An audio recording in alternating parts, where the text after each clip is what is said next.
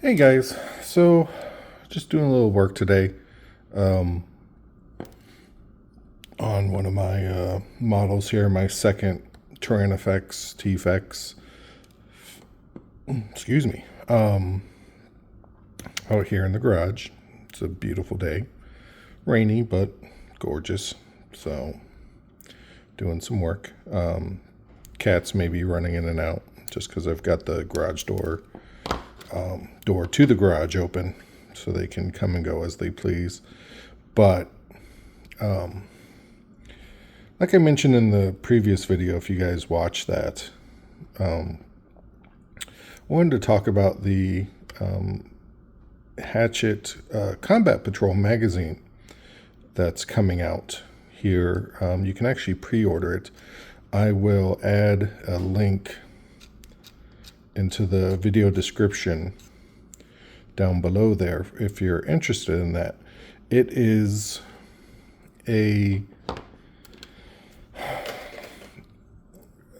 not sure what the magazine is. They have it overseas in Great Britain, Europe right now, where basically you're getting models every week or every month. They send you four magazines out, and each one comes with either models or paints, paint brushes, or tools or different things like that. And it comes with various items with it. It's a subscription service. The price, like for the first month, it's like for the first two magazines, it's like $18, $20 or something. There's two different levels. There's a standard level and there's a premium version that you can get. The premium version comes with a few more extras, and actually extra models as well. And that's the one that I signed up for. You end up with 9 different combat patrols if you go over the whole course of the subscription.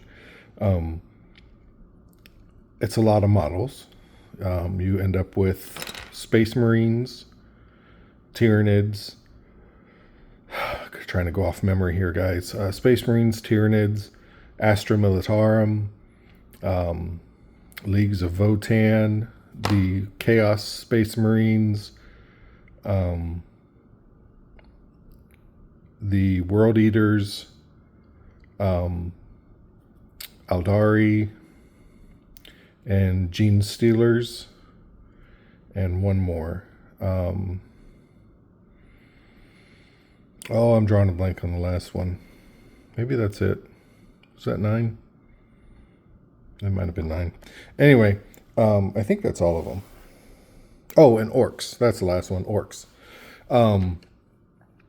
And it's basically a whole combat patrol when it's all said and done. So 9 combat patrols. Auspex Tactics, I'll link their video as well in this one, did a great breakdown of what all you're getting and everything else. And it's, to me, it's a great deal. I love the models in general. I've got my Tyranid army that I'm doing, plus I've got my Space Marine Dark Angels that I've got for my second army here. And so, that's great for me. But I love the models and I love what they're doing with that.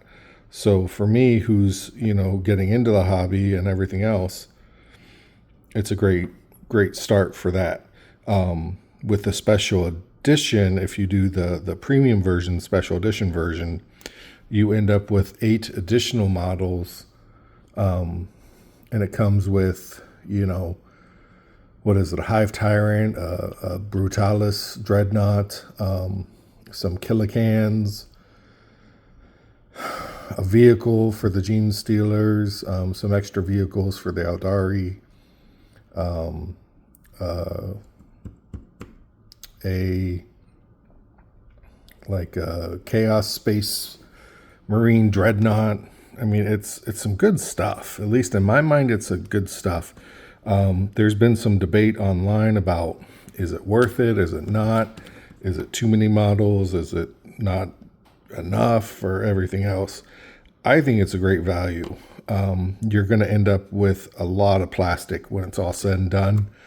Some people say it's too much plastic, but you can cancel at any time. So if you just want the Tyranids and the Space Marines, that's the first stuff that comes out. Basically, it's the starter set boxes for the Tyranids and the Space Marines. I don't need all the Tyranid stuff. I plan on giving it to my kids because they have an interest in building and painting.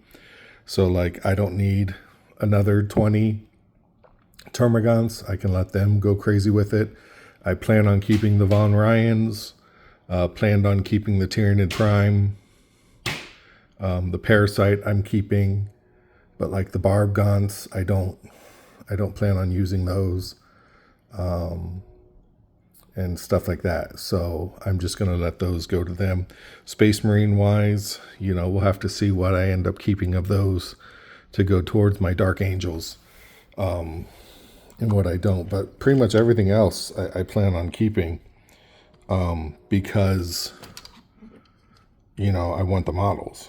I want to add them to my collection and such. So, that's part of the appeal to me. It's definitely cost-wise, I think you're saving what Auspex Tactics did a whole breakdown, but I think you're saving 45% over buying them individually, if you want to go that route. Again, if you want all of those combat patrols, then hey, that's the best way to go. But if you just want to jump on when they're chaos, then go for it. But it's kind of an amalgamation of go for it and good for you. But, that's how you can do it, and get what you want. It comes with paints, comes with paintbrushes, a whole bunch of stuff. I don't know what exactly is in the magazine, if there's got some lore, if it's just instructions on how to build, or what the whole deal is with that. But it just interests me greatly because I can add some more to my collection. And if I decide to do a Chaos Army, I've already got a leg up on Chaos Space Marines. That part is nice. If I don't want the Aldari, I can, trade those or sell those to someone who, has an Aldari army, and get something more in line with what I want. Same thing with the orcs. I've toyed with the idea of orcs. I'm not a big fan of them, but, painting some of them up sound kind of fun. Gene Stealer cults, they go well with my army here. So, that's not a bad deal there. So to me, it's a great deal, but I'll add those links in the description below to the Hachette books and also the Auspex Tactics video. I don't get anything for it. It's a totally separate company and stuff. It's just for you guys, if you're interested in it. Yeah. Oh, I'll give you an update on my Exocrine. Let's move him back so he can cure a little bit. I mentioned I was going to magnetize the heads of these guys. I actually got the magnets on both of the heads. However, when I went to magnetize the body, you can kind of see the hole there. I have to gap fill the hole. I got the magnet in there and set, and this head, the Auspex head, fit on just great. It was perfect, no issues at all. However, his head kept wanting to slide up, and so the cannon would fall forward like that. So I ended up just sacrificing him to the glue gods and glued this in place. These are not the correct claws. I went with the rule of cool and put these claws on because he's supposed to have these little dinky sliding claws. And I said, forget that noise. I want these giant crusher claws on because it looks so much cooler with those on. I mean, he doesn't do the attacks with the crushing claws, but it just looks so much better. Yeah, so I glued the cannon on just because it's better for my army to have the cannon on there. I've got to clean that up. But I think the next one, whenever I get the next one, I'm going to get a either a rectangle magnet or a larger magnet to put in there so it doesn't slide up and try to hold in place that way. Because I think that's what did me in here, was the magnet that I put in place. It kept trying to pull itself and put itself, directly on to the magnet when the magnet head was down here and the body magnet was up here about maybe 1/4 of an inch, so it would just slide up and pop everything out of place. So that's okay. We live and we learn. But my model turned out great. Love it.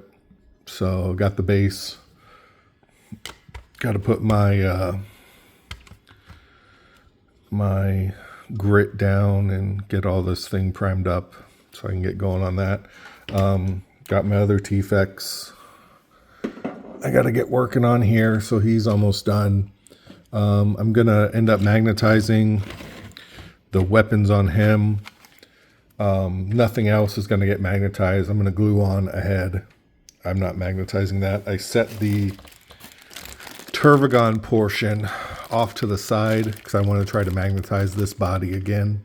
I tried to do it previously and it didn't work out well, but I'm going to try it again at a future point. So I'm holding on to that to do that. I'm just trying to move forward. With my gargoyles, if you didn't see that video, I did an unboxing of gargoyles. And they have those clear flying bases, and I do not like them at all. I don't mind the flying posts, the clear posts that come with it. That's fine. But I don't like the clear round bases at all.